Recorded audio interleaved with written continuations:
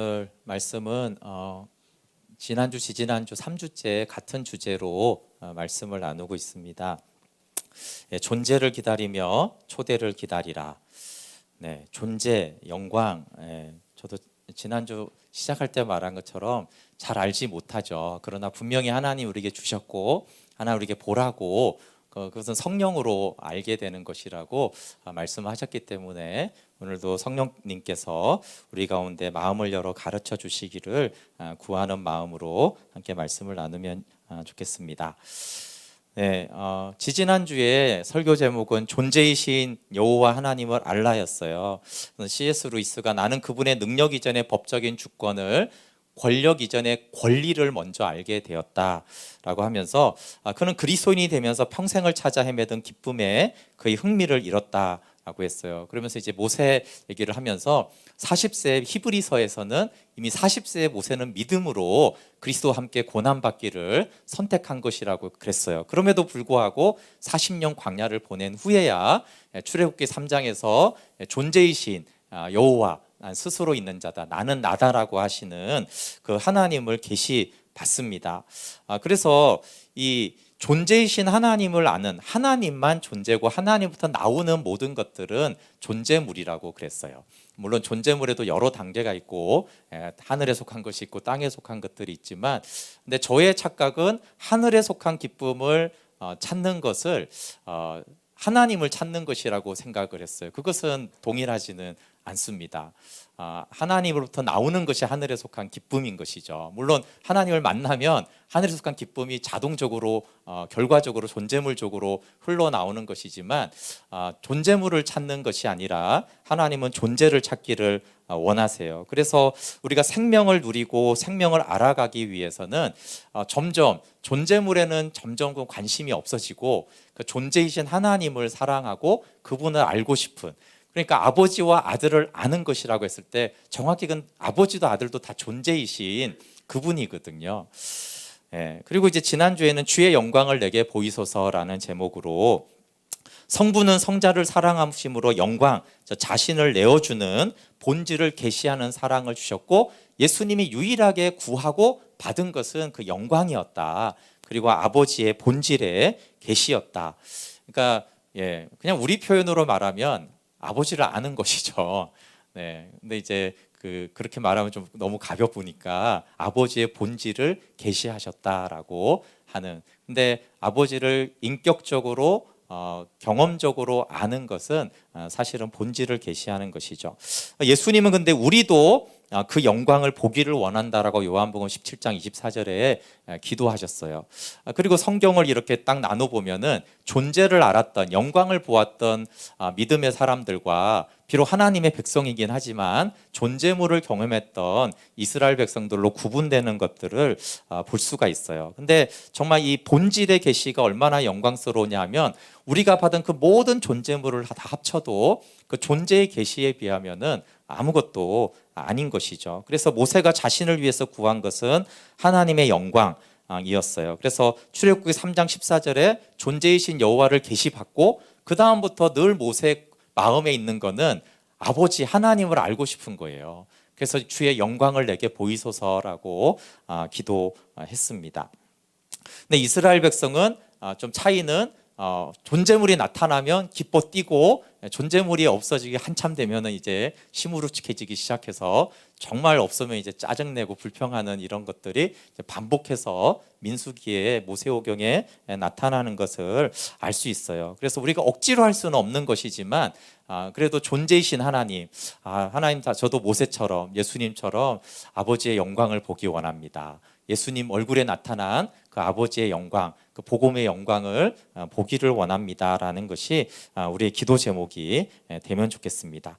네, 그러면 이제 영광은 무엇인가? 영광이 무엇인가를 사실은 성경이 또 영광이 여러 의미로 쓰이기도 하지만 그래도 영광이 무엇이냐라고 물어보면 요한복음 1장 14절에 가장 잘 나와 있다고 말할 수 있습니다.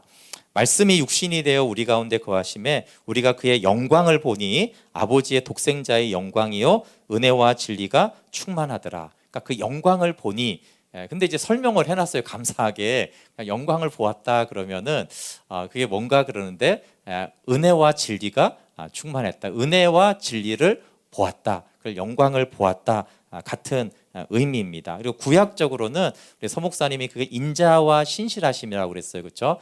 구약에 너무나 많이 나오는 말씀이죠. 하나님은 인자하시다, 하나님은 신실하시다, 또 성실하시다, 그렇게 여러 가지로 번역이 되지만 탕자의 비유로 보면은 아버지의 잔치에 들어간 탕자가 잔치의 음식보다 아버지의 사랑을 보는 것을 이제 인자하심을 본다라고 말할 수 있어요. 그럼 탕자가 왜 아버지께 왔습니까? 그 온 목적은 원래 배가 고파서 온 거예요. 내 아버지 집에는 양식이 풍족하거늘, 그래서 원래 배가 고파서 온 거예요. 그러니까 음식이 목적이었죠. 더군다나 잔치 음식이라고 하면은 너무나 감사한 거예요. 근데 탕자가 목적은 음식이었는데 와 보니까 아버지를 만나고 나니까 음식에는 흥미를 잃고 그 아버지와 인자와 신실하심이 보이는 것, 그렇게 이제 탕자의 눈이 바뀌어진다라면, 그러니까 다 탕자가 수준이 다르죠. 그 음식에 이제 탐이 난 탕자도 있을 거고, 음식이 더 좋긴 하지만 아버지께도 감사한 것이 있을 거고, 그런데 음식에 그 놀라운 잔치, 배는 지금도 고픈데 그 음식에는 관심이 하나도 없어지고 나를 이렇게 기다리고 사랑한 그 아버지, 아버지가 내가 떠날 때부터 나를 기다렸구나. 그게 신실함이잖아요. 그렇죠? 그리고 이렇게 허랑방탕하고 아버지의 재산을 다 탕진하고 이렇게 더러운 나를 이렇게 아들로 다시 품어주셨구나. 그게 사랑이잖아요.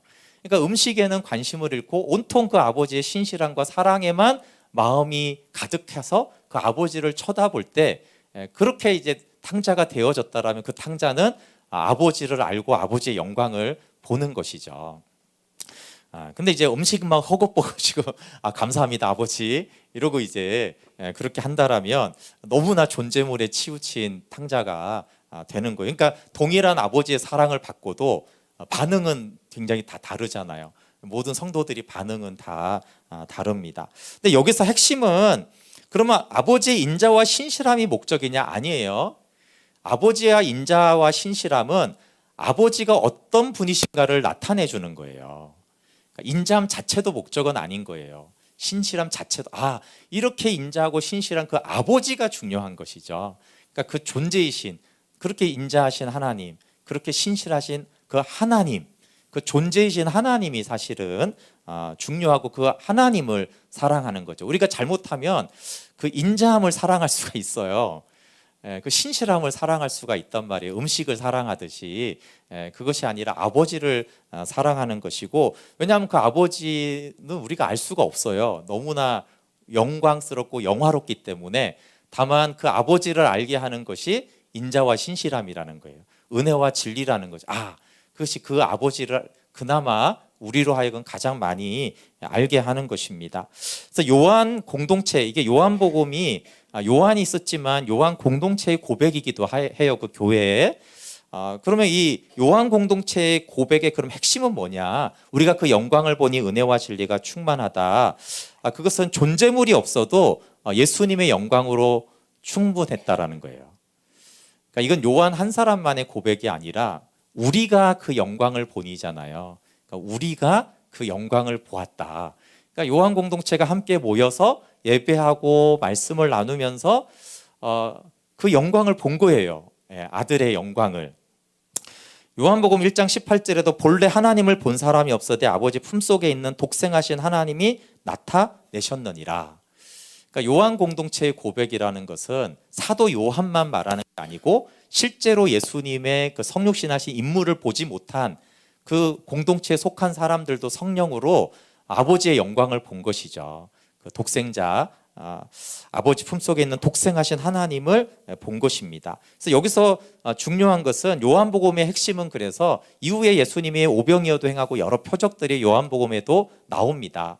근데 요한복음은 이 1장에서 시작한 걸 거의 마지막까지 이끌어 가는데 계속 예수 그리스도 독생하신 하나님 그리고 하나님의 영광에 이렇게 초점이 있는 거예요. 그래서 1장에 우리가 그 영광을 봤다. 그럼 어떻게 영광을 본 것이냐를 어떻게 보면 쭉 풀어 쓴 것이다라고도 볼 수 있고, 마지막에서도 이 기록한 목적은 영생을 위함이다라고, 그렇게 아버지와 아들을 아는 것을 위함이다라고 말씀하셨어요. 그래서 요한 공동체의 핵심은 우리가 독생하신 하나님을 보았다, 예수 그리스도를 보았다는 거죠. 그리고 그분의 영광을 보았다는 것입니다. 그럼 우리가 존재와 존재물을 말할 때 그럼 좀 헷갈리잖아요. 우리의 지성으로는 이해하기 어렵지만 그나마 우리가 좀 생각하고 묵상하고 하게 좋은 것은 뭐냐 하면, 그런 존재물이 하나도 없었던 곳으로 가보는 거예요. 그러니까 그걸 창세전이라고 하는 거죠. 그래서 영원, 창세전, 만물이가 같은 뜻이지만 창세전이라고 했을 때는 존재물이 하나도 없었던 그때, 그곳을 우리가 생각하고 보게 하세요.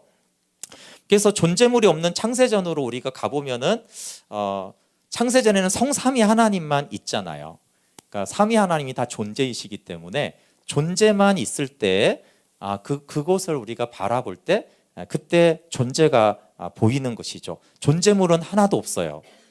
존재물이 하나도 없어. 음식도 없고 음악도 없고 게임도 없고 여행도 없고 좋은 집도 없어요.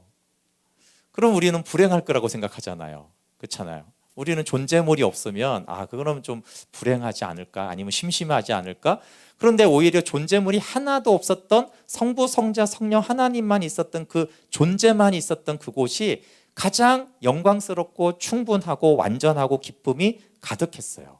아버지는 아들로 충분했고 아들은 아버지의 본질의 계시로 충만했어요. 그곳에 있었던 건 존재밖에 없고, 그러면 그 존재에서 존재만이 있는데 거기에서는 존재 교제가 있는 것이고 함께 있음이라는 것만 있는 것이죠.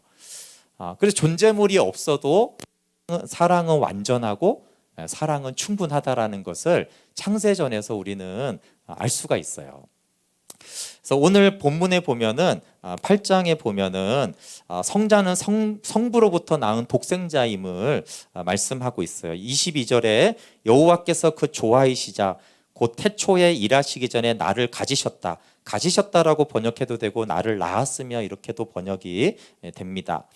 23절 만세전부터 태초부터 땅이 생기기 전부터 내가 세움을 받았나니, 24절 25절 보면 두 번이나 내가 낳았으며 가 나옵니다. 아직 바다가 생기지 아니하였고 큰 샘들이 있기 전에 내가 이미 낳았으며 산이 세워지기 전에 언덕이 생기기 전에 내가 이미 낳았으니. 그래서 창세전 하나님 아버지께로부터 태어난 이 지혜는 생명을 받은 아들을 말합니다. 요한복음 5장 26절에 이 잠언 8장의 말씀을 아버지께서 자기 속에 생명이 있음 같이 아들에게도 생명을 주어 그 속에 있게 하셨다라고 말씀하셨어요. 근데 이 8장에서 하나는 아들이 아버지로부터 낳은 독생자다라는 것이 있고, 근데 하나는 계속 창조물이 없을 때를 강조해요. 존재물이 없었다. 그때는 아무것도 없었다. 이것을 계속 말하고 있어요. 근데 아무것도 없었던, 존재물이라고는 아무것도 없었을 때 그때 무엇이 있었고 어떤 상태였냐라고 말할 때 30절을 보면은 내가 그 곁에 있어서 창조자가 되어 날마다 그의 기뻐하신 바가 되었으며 항상 그 앞에서 즐거워하였으며. 가장 기쁨이 충만한 그때가 존재물이 하나도 없었던 때라는 것이 우리의 그 경험과 상식하고 좀 다른 거예요. 우리는 존재물이 다 사라졌을 때 우리는 망했다 이렇게 말하잖아요. 근데 존재물이 하나도 없는데 여기는 기쁨이 충만해요. 그래서 예수님이 이 땅에 성육신 하셔서 우리는 그 예수님을 우리는 좀 이해하기가 쉽지만, 성육신 하셔서 이 땅에서 가졌던 성자의 그 모든 것이 하나도 없을 그때 나는 아버지로 인하여서 그 앞에서 즐거워 뛰어놀았다 이렇게 말합니다. 그러니까 아들은 아버지의 존재로 기뻐한 것을 알 수 있어요. 그래서 존재가 중요한 것이죠.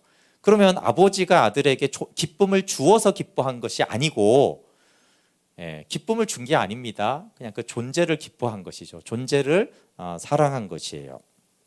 그래서 창세전은 이 존재로 인한 기쁨, 존재물로 인한 기쁨보다 훨씬 큰 존재로 인한 기쁨이 있었어요.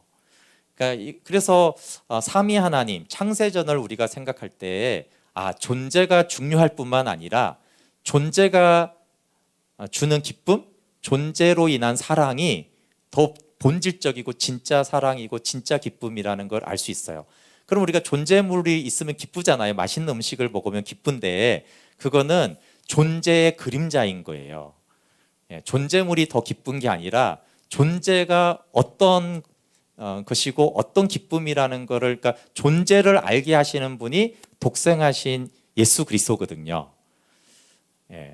그리고 존재를 알게 하는 게 존재물인 거예요. 그러니까 존재물은 모형과 그림자로서 존재물이 있을 때 돈 엄청 벌었을 때 대학 갔을 때 기뻤지. 근데 그거는 존재가 얼마나 기쁜지를 나타내는 하나의 모형이라는 것이죠.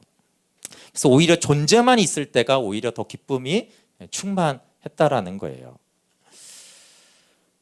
그러면 이제 또 존재를 알기 위해서 우리에게 주신 대표적인 선물이 자녀인 것이에요.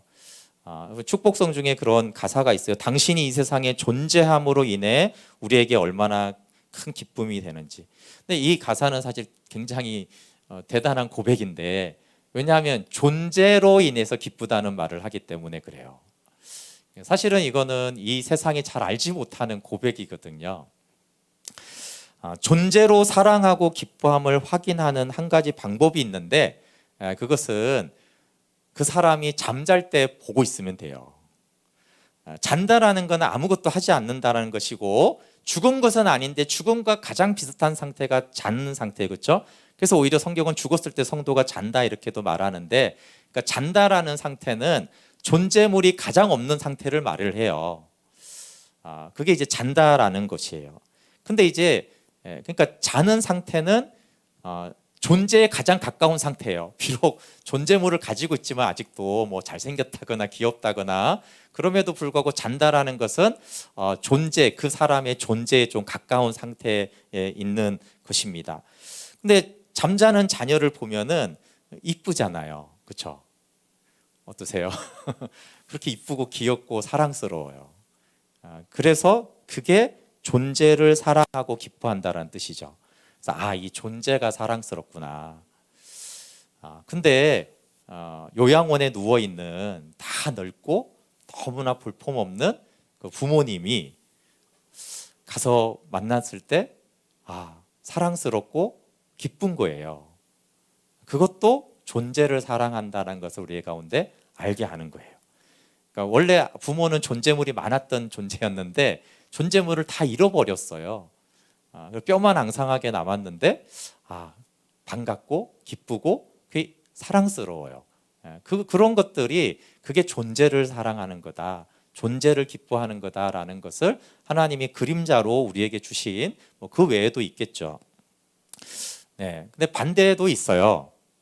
잠자고 있을 때 들여밟고 가고 싶은 그런, 한 대 쥐어받고 싶은, 쥐어받지는 않지만 그런 마음이 있을 때 우리가 이제 반대인 것이죠.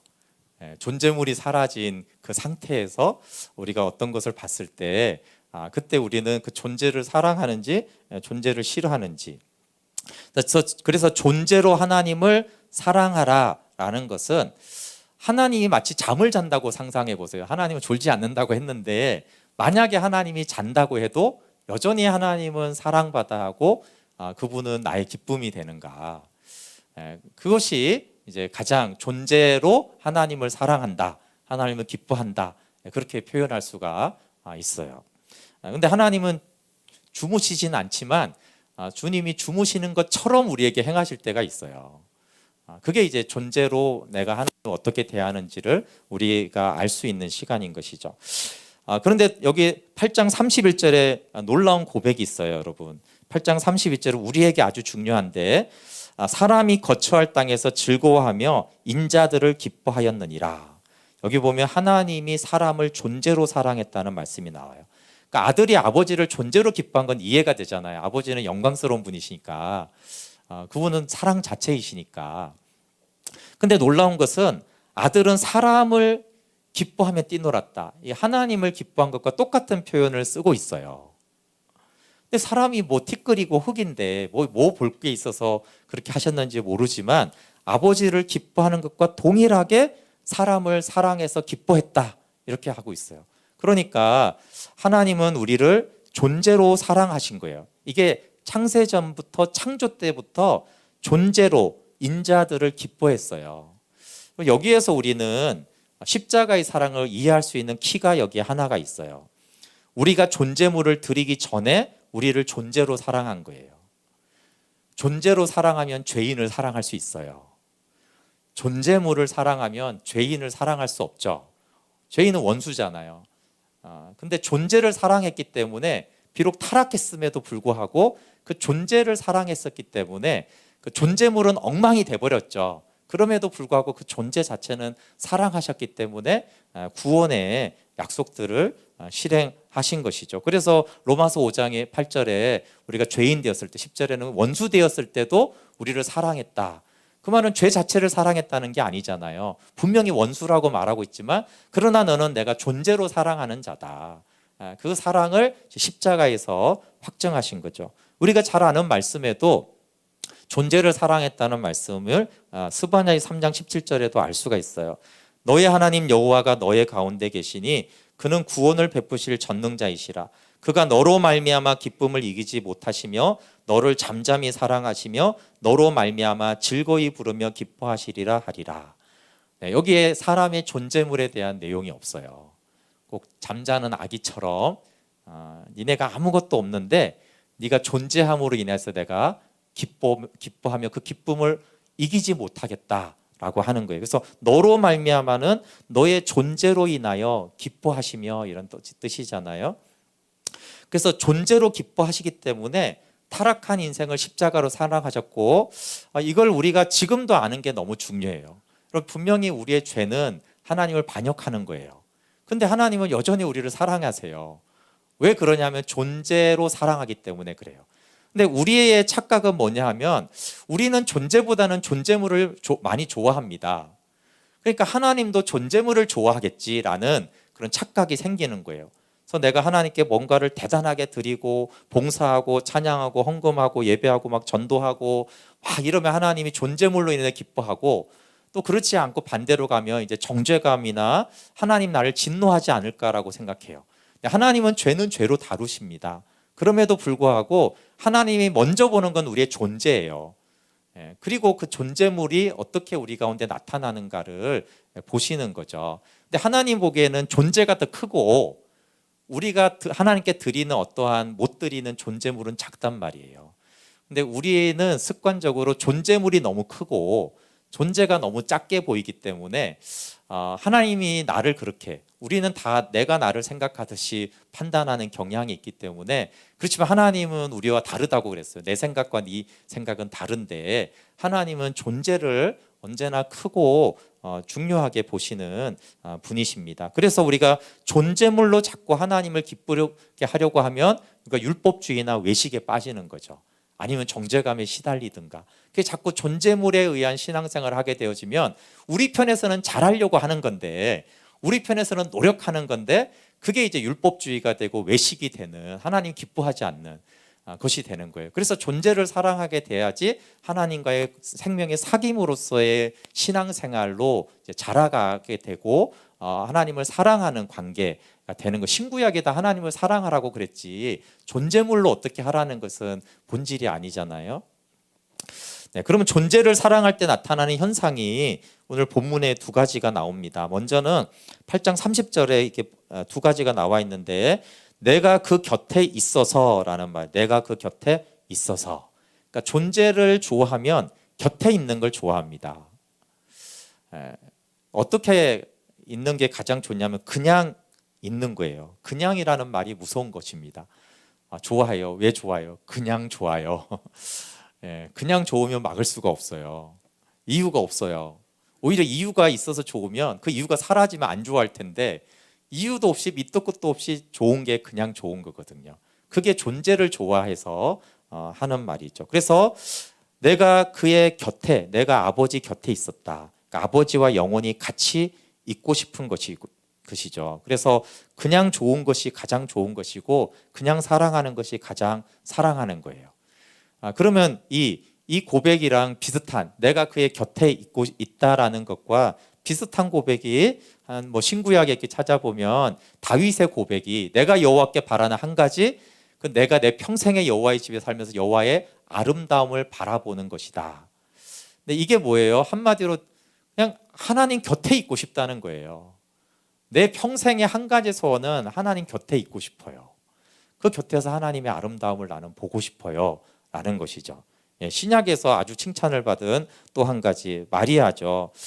여기 영어로 보면 only one thing이에요. 오직 한 가지만 족하다. 마리아는 이 좋은 편을 택했다. 그러니까 예수님과 함께 있는 거, 그 발치 아래 앉아 있는 거.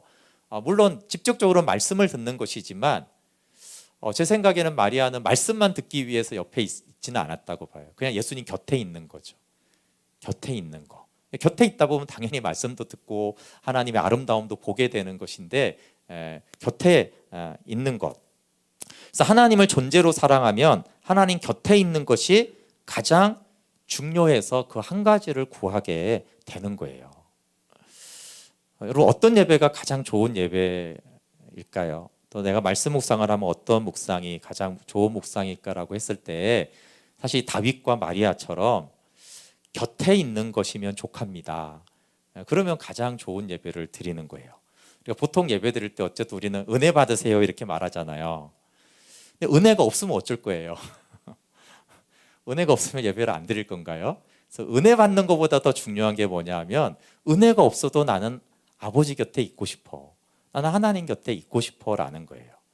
그럼 능력이 없으면 오늘 능력 받으십시오. 그럼 능력이 없으면 하나님 곁에 안 있을 건가요? 그러니까 은혜가 있어야지 곁에 있고 능력이 있어야지 곁에 있고 뭐 음식이 있어야지 옆에 있고 그러면은 존재를 사랑하는 건 아닌 거예요. 그거 없어도 그냥 곁에 있고 싶어요. 곁에 있는 것이 목적이면은 그게 가장 좋은 예배고 가장 좋은 묵상인 거죠. 두 번째는 당연히 그의 곁에 있으면 그와 같이 무언가를 하고 싶어져요. 그래서 창조자가 되어라고 말씀하세요. 성부의 능력이 부족해서 성자가 창조자가 돼야 되는 건 아니잖아요.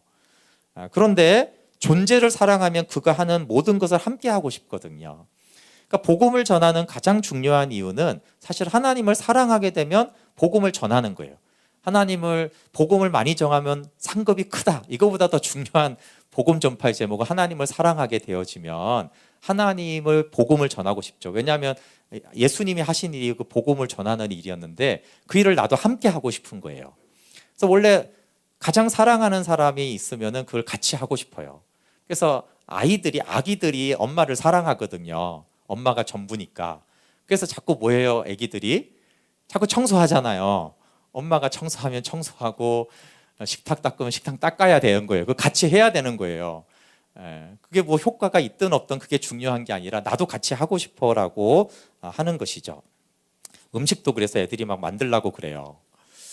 그 욕구는 함께 하고 싶은 거예요. 함께 하는 것의 의미에서 이제 확장이 돼서 같이 일하는 것이 함께 있는 것이죠. 근데 당연히 여기서 순서가 중요합니다. 함께 있고 싶어 한 것이 우선순위고 그 다음에 같이 일하고 싶은 것이 두 번째야 되는 것이죠. 마리아가 정확히 그랬어요. 예수님과 함께 있었어요. 발치 아래 앉아 있었잖아요. 원띵을 했잖아요. 그 다음에 향유컵을 깨뜨려서 드리고 예수님을 따라다녔어요.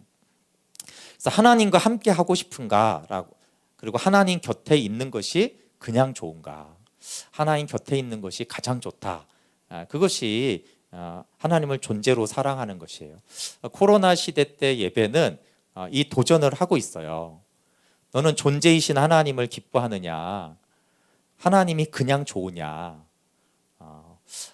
영상 예배를 드리니까 예배의 은혜가 좀 떨어져요. 그러니까 은혜가 떨어지니까 예배를 잘 안 드리는 거예요. 그러니까 그건 존재물을 사랑하는 거죠. 하나님부터 뭔가가 오면은 하나님께 나가고, 하나님께로 뭔가 오지 않으면 별로 나가고 싶지 않은, 그냥 율법적으로 예배를 지키고 그런다라면 우리가 적어도 인정해야 될 건 하나님, 저는 존재물로 하나님을 사랑했습니다. 사실 존재로 하나님을 사랑한다라면 코로나 기간에도 더 열심히 하나님께 나가고 예배하죠. 그게 핍박받았던 시대에 늘 그랬어요. 지금 북한에 있는 성도들도 그럴 거고요, 그렇죠? 예배드리지 못하게 하고 박해하고 존재물을 계속 뺐잖아요. 그럴 때 어떻게 했어요? 존재를 사랑했던 사람들은 그때 더 기도했어요. 성경을 보려고 이불을 뒤집어 쓰고 랜턴 하나 조그만 거 켜놓고 성경을 읽으려고, 아니면 화장실을 가가지고 성경을 보려고 하고, 그렇게 이제 존재를 사랑하는 마음이 있으면 그렇게 열악하고 어려우면은 그걸 뚫고 하나님의 말씀을 보고자 하는 것이 있었고, 그것이 기독교 역사에 너무나 가득했잖아요. 중국 교회가 목회자들이 어느 날 다 잡아가고 교회가 다 폐쇄됐을 때 어떻게 됐어요? 지하에서 예배를 드렸잖아요.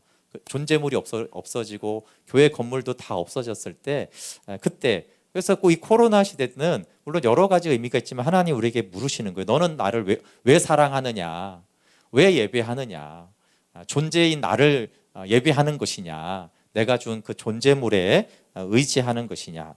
그래서 존재를 기뻐하면 그분 옆에 있고 싶어하고 그분의 일을 같이 하고 싶어 합니다. 그러면 이제 존재를 기뻐하면 존재를 기다리게 되는 거예요.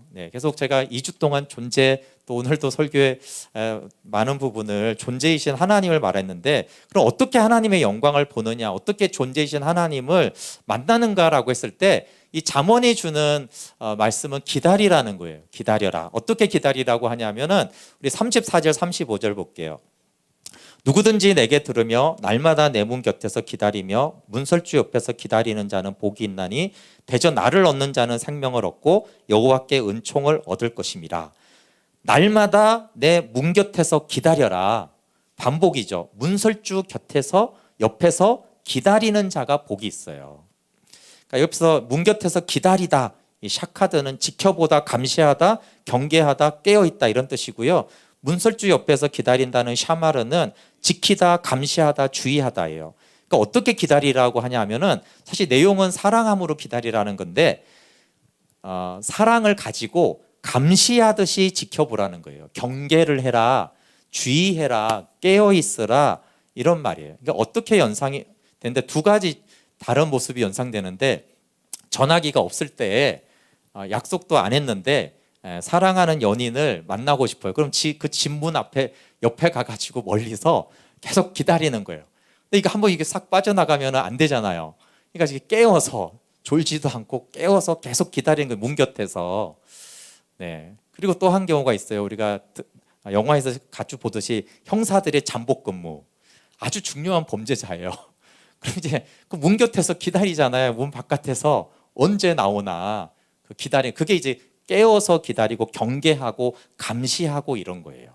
그러니까 나쁜 뜻이 아니라 좋은 의미로 감시하듯이, 그러니까 지나가든가 말든가 이런 게 아니라 놓치면 안 된다는 거예요. 놓치면, 문 밖에 나올 때 놓치면 안 돼. 절대로 누가 나오는지 반드시 봐야 되는 게 깨워서 기다리라는 뜻이에요. 그러니까 성경을 볼 때 뭐 은혜를 받든지 말든지, 은혜가 오면은 오겠고 아니면 아니겠지, 그게 아니라 감시하듯이 보라는 거예요. 어디 은혜가, 하나님이 어디 도망가시면 안 되니까, 언제 문 곁에서 나오실지 모르니까 그렇게 이제 보라는 것이죠. 여러분 지금 깨어서 예배하고 있습니까? 주의해서 예배하나요? 이 범인 절대 놓치면 안 돼. 그리고 눈을 부릅뜨면서 그렇게 이제 기다리듯이 하나님을 기다리라는 거예요. 오히려 우리가 중요한 일터에서 중요한 프로젝트를 하든지 시험 볼 때 놓치지 않으려고 막 하잖아요. 그렇게 문 곁에서 하나님을 기다려라, 지혜를 기다려라 이렇게 말하는 거거든요. 그래서 우리가 하는 일은 깨어서 기다리는 것이지 영광을 보는 것은 아니에요. 그러니까 영광은 사실 하나님이 보여주는 것이지 우리가 보고 싶다고 볼 수 있는 건 아니에요. 그렇잖아요. 연이 나와야지 보지. 우리가 할 수 있는 건 밖에서 기다리는 거예요. 나오는 건 그가 나오는 거죠. 나올 때 우리는 이제 보는 것이라는 거예요. 그래서 모세도 영광을 보여달라고 했지, 뭐 모세가 영광을 보고 싶으면 함부로 보고 그런 건 아니에요. 모세는 기다렸어요. 제가 지난주 보니까 이게 신의 산인 줄 알고 좀 착각했는데 33장, 출애굽기 33장은 회막에서 이렇게 가는 내용이에요. 근데 모세는 날마다 회막에 가서 하나님을 만났어요. 교제하고 대면하고 얘기했어요. 그리고 하나님이 기도를 응답하신다고 했을 때 그때 주의 영광을 보여달라고 하는 거예요. 그러니까 날마다 회막에 가서 하나님과 만나고 말씀을 듣고 하다가 주의 영광을 보여달라고 하는 것이지, 아무것도 없다가 갑자기 자다가 일어나가지고 주의 영광을 보이소서 이렇게 하는 건 아니라는 것이죠. 그래서 우리가 할 일은 말씀 앞에 나아가서 깨어서 지켜보는 것이에요. 그러면 문 옆에서 왜 기다리라고 했겠어요? 여러분 누군가 좀 밖에서 좀 기다리세요. 그럼 무슨 말이에요? 나가겠다는 말이죠. 밖에서 좀 기다리세요. 그러고 하루 종일 안 나가면 어떡해요? 그러니까 하나님이 문 옆에서 기다려라. 그 말은 내가 나가겠다라는 뜻인데 정확하게 여기서 보면은 초대하겠다라는 의미입니다. 여러분 원래 성경에는 장절이 없어요. 그래서 장절을 가지고 성경을 읽을 때 유익함도 있는데 어떨 때는 장절이 좀 성경을 묵상하는데 방해가 돼요. 이 장절은 원래 신구약 성경에 다 없는 거고 후대에 만든 겁니다. 그러니까 어떨 때 읽을 때는 장절이 없다고 생각하고 읽어야 돼요. 그러니까 이제 기다리라고 했잖아요. 근데 9장에 보면은 사실 연결되는 게 초대를 하는 말이 나와요. 그러니까 기다려라, 초대할 거다, 초대한다 이렇게 돼 있어요. 자, 존재이신 하나님, 창세전의 하나님을 말씀하시고 그다음에 그 하나님을 기다려라. 그다음에 9장에서는 초대하겠다 이렇게 돼 있어요. 내용이.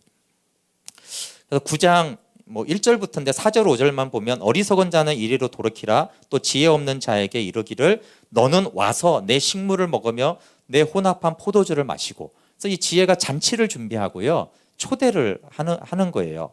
그러니까 지혜가 야 문 곁에서 기다려줘. 내가 때가 되면 즉 잔치가 준비가 다 음식이 되면은 너를 다시 초대할게. 불러드릴게. 이런 내용인 것이죠. 그래서 기다리는 자는 문 옆에 있는 사람만 초대하겠다는 거예요. 그러니까 문 옆에 기다리고 있는 자들은 초대하는 거예요. 근데 기다리지 않고 저 멀리 가버린 사람들은 이 초대를 이제 받지 못하게 되는 것이죠. 그래서 하나님과 먹고 마시라는 것도 항상 성경에서 하나님과 교제를 말하고 또 연합을 말하기도 합니다. 네, 어떻게 기다리나라고 했을 때 우리 8장 32절 33절 할게요. 그러면 어떻게 기다리나? 아들들아 이제 내게 들어라. 내 도를 지키는 자는 복이 있느니라. 훈계를 들어서 지혜를 얻으라. 그것을 버리지 말라. 2번이나 듣는 거죠. 내게서 들어라.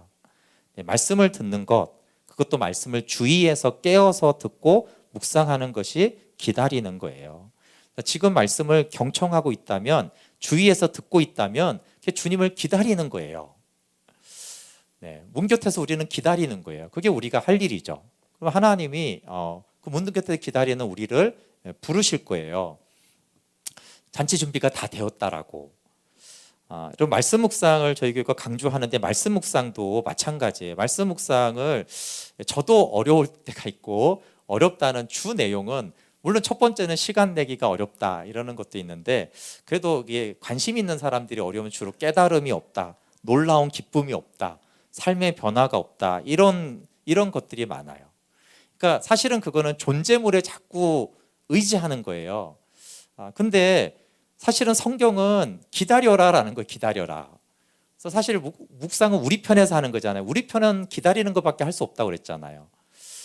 그러면 하나님은 기다리는 자, 문 곁에 기다리는 그 자체를 굉장히 가치 있게 여기시고 기뻐하세요. 자, 지혜가 창조자가 밖에서 기다려라. 내가 음식을 준비하고 초대할게. 근데 간 사람이 있고 기다리는 사람이 있을 거 아니에요. 그 기다리는 자가 복이 있다고 그런 거예요. 기다림이 의미가 있는 것이죠. 누군가 나를 기다린다는 게 의미가 없나요? 의미가 있잖아요. 만나는 시간만 중요한가요? 아니잖아요. 내가 길이 막혀서 5시간이나 늦었는데 나 계속 기다릴게. 아니면 전화도 안 됐는데 끝까지 기다려줬어요.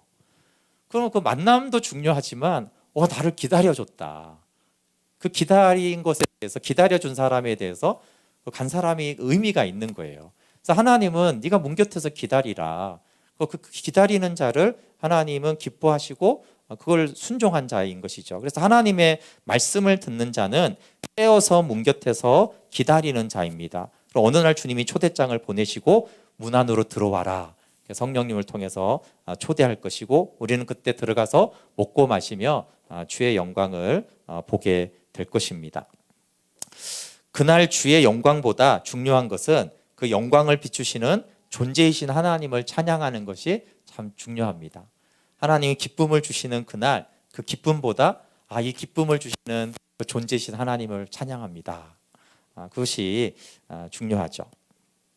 네, 모세에게는 제가 먼저 이걸 말씀 묵상 모세에게도 제가 먼저 했습니다. 마지막 부분입니다. 존재를 기다리며 초대를 받아들여라.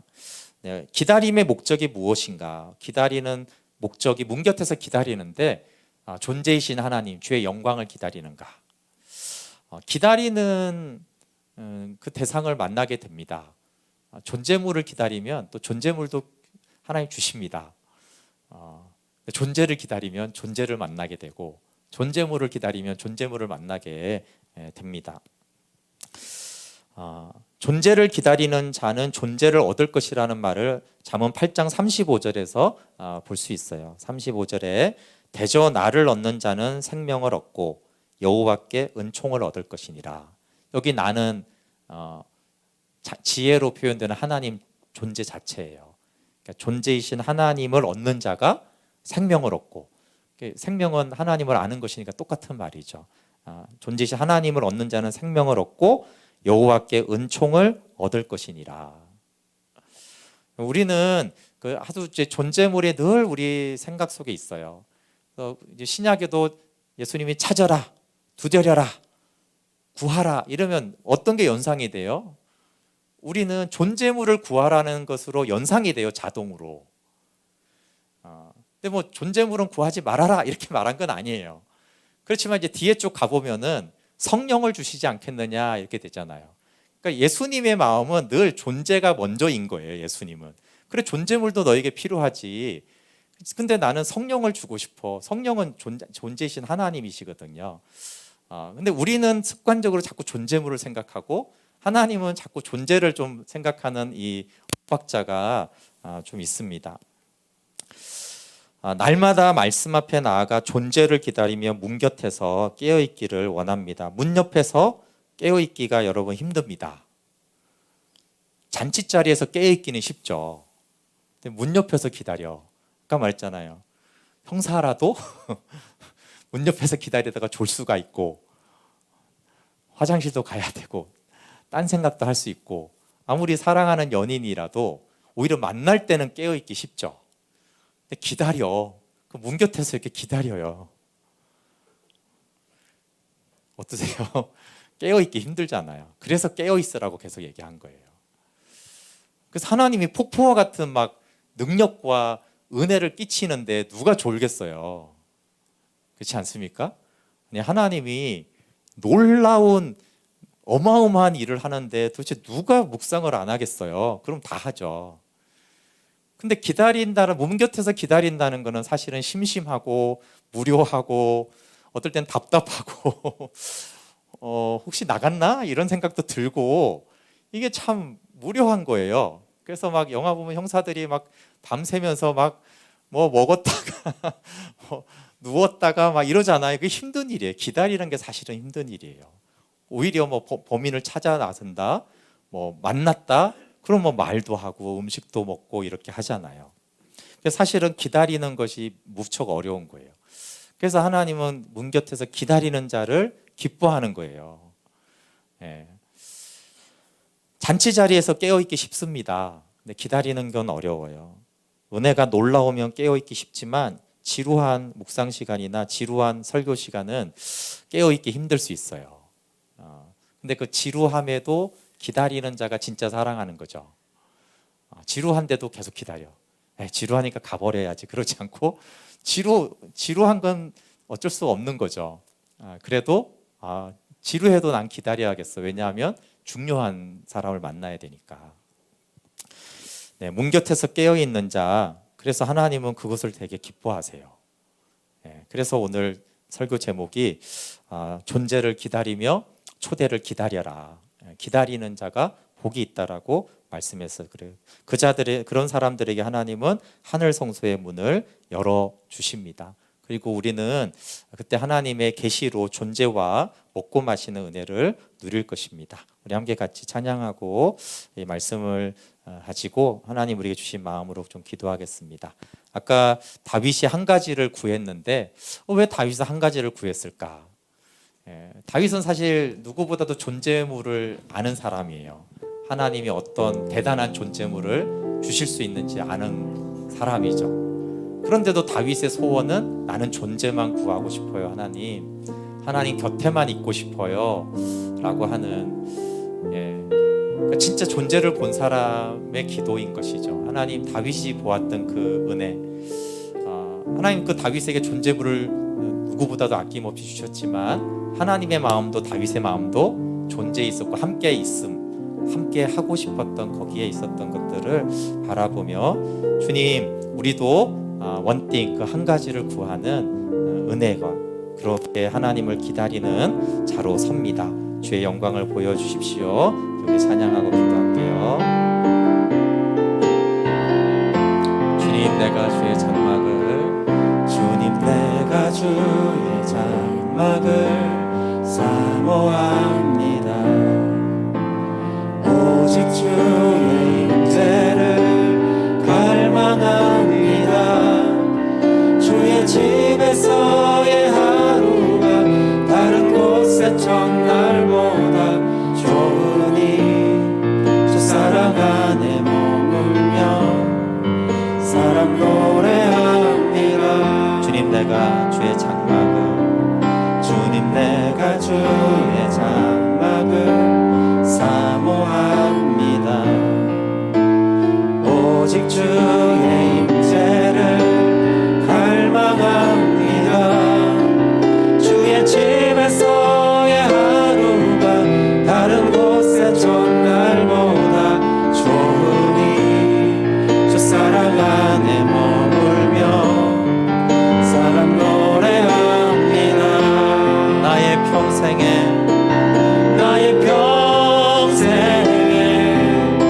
단 한 가지 소원, 주의 아름다우심 보며 사랑 노래하는 것.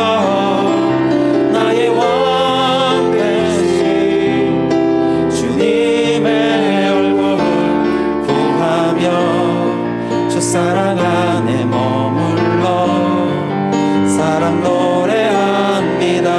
나의 평생에